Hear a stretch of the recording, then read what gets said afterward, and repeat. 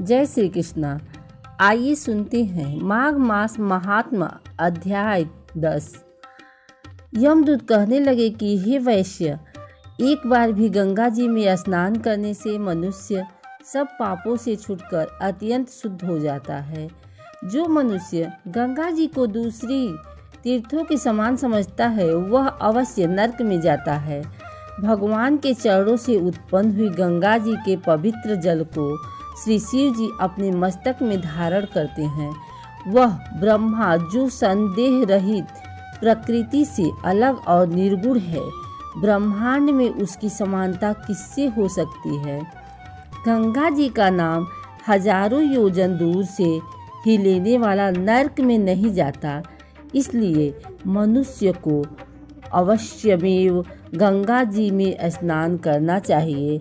हे वैश्य, जो ब्राह्मण दान लेने का अधिकारी होकर भी दान नहीं लेता, वह आकाश के नक्षत्रों में चंद्रमा के समान है।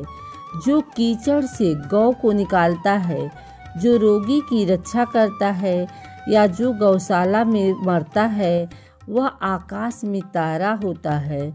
प्राणायाम करने वाले मनुष्य सदैव उत्तम गति को प्राप्त होते हैं।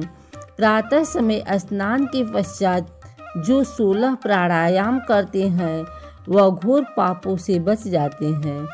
जो पराई स्त्री को माता समान मानते हैं वह यम की यातना को नहीं भोगते। जो मन से भी कभी पर स्त्री का चिंतन नहीं करता वह दोनों लोगों को अपने अधीन करता है। जो पराये धन को मिट्टी के समान समझता है वह स्वर्ग में जाता है।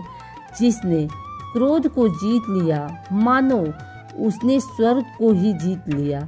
जो माता पिता की सेवा देवता तुल्य करता है वह यम द्वार नहीं देखता, और जो गुरु की सेवा करते हैं वह ब्रह्मलोक को प्राप्त होते हैं। सील की रक्षा करने वाली स्त्री धन्य है। सील भंग करने वाली स्त्री यमलोक जाती है।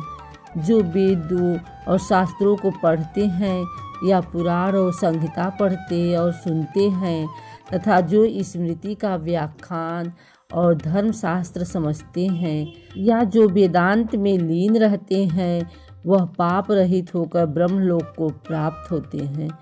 जो अज्ञानियों को वेद शास्त्र का ज्ञान देते हैं वे देवताओं से भी पूजित होते हैं। यमदूत ने कहा कि वैश्य श्रेष्ठ यमराज ने हमको वही आज्ञा दे रखी है कि तुम किसी वैष्णव को मेरे पास मत लाओ। हे वैश्य, पापी लोगों को इस संसार रूपी नरक को पार करने के लिए भगवान की भक्ति के सिवा दूसरा और कोई उपाय नहीं। भगवान की भक्ति न करने वाले मनुष्य को चांडाल के समान समझना चाहिए।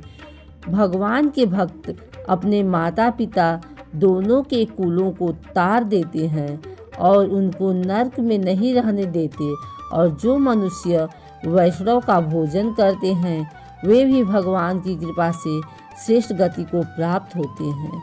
बुद्धिमान को सदैव वैष्णव का अन्न खाना चाहिए। इससे बुद्धि पवित्र होकर मनुष्य पाप नहीं करता। गोविंदाय नमः इस मंत्र का जाप करता हुआ जो मनुष्य मृत को प्राप्त होता है वह परम धाम को प्राप्त होता है, इसमें कोई संदेह नहीं है। जो ओम नमः भगवते वासुदेवाय मनमो नारायण इस द्वादशाक्षर मंत्र या ओम अष्टाक्षर मंत्र का जाप करता है उसके ब्रह्मा इत्यादि बड़े पाप नष्ट हो जाते हैं। 10वां अध्याय समाप्त।